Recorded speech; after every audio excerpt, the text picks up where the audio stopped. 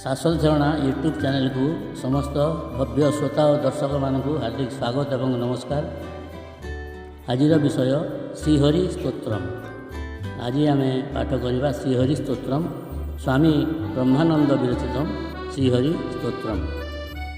श्रीहरि स्तोत्रम भगवान विष्णु को समर्पित एक सुंदर स्तुति जार पठन श्रवण तांकर करुणा प्राप्ति सकाशे करा जाए। विश्वास करा जाए जे यही स्तोत्रर दैनंदिन पठन श्रवण भक्त को मानसिक शांति प्रदान करने संगे संगे भक्तर समस्त बाधा विघ्न को दूर कर दे थाए एवं परिशेष मुक्ति मार्ग को नहीं जाए। एकादशी और द्वादशी तिथि यही स्तोत्र विशेष भाव में व्यवहार होगा देखा जाए। अथ श्रीहरि स्तोत्रम। जगज्जालपालं चलत्कण्ठमालं शरच्चन्द्रभालं महादैत्यकालं जगज्जालपालं चलत्कण्ठमालं शरच्चन्द्रभालं महादैत्यकालं नभो नीलकायं दुरावारमायं सुपद्मासहायं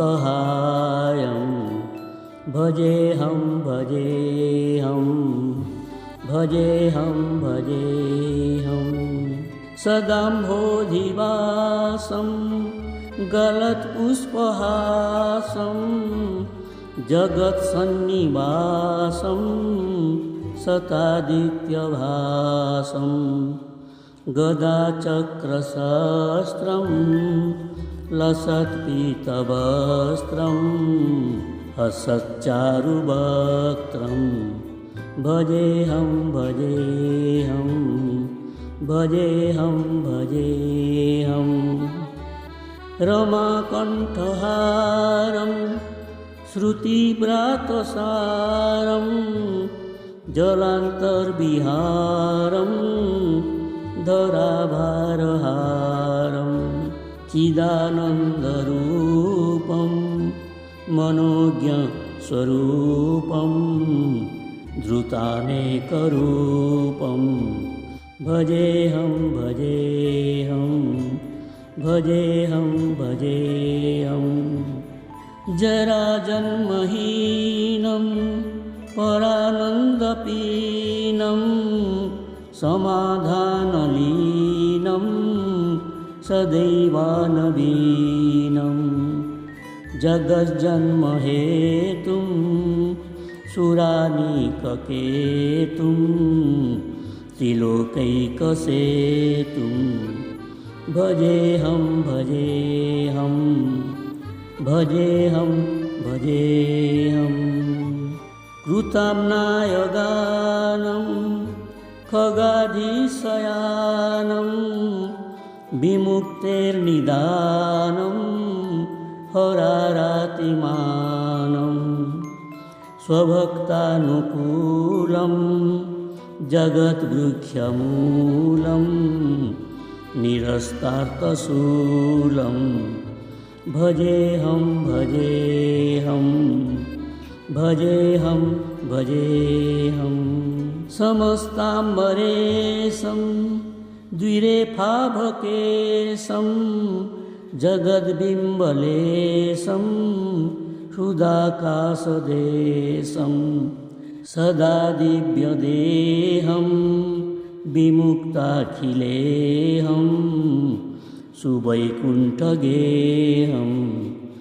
भजेऽहं भजेऽहं भजेऽहं भजेऽहं सुरालीबलिष्ठं त्रिलोकीवरिष्ठं गुरूणां गरिष्ठं स्वरूपैकनिष्ठं सदा युद्धधीरं महावीरवीरं महायोधितीरं भजेऽहं भजेऽहं भजेऽहं भजेऽहं रमावामभागं तलानग्रनागं कृताधीनजागं गतारागरागं मुनीन्द्रैः सुगीतं सुरैः सम्परीतं गुणौघैरतीतं भजेऽहं भजेऽहं भजेऽहं भजेऽहं। फलश्रुति इदं यस्तु नित्यं समाधाय चित्तं पठेदष्टकं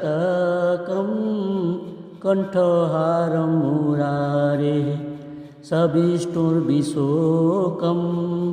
ध्रुवं जातिलोकं जराजन्मशोकं पुनर्विन्दते नो जराजन्मशोकं पुनर्विन्दते नो पुनर्विन्दते नो इति स्वामी ब्रह्मानंद विरचितं श्रीहरिस्तोत्रम्।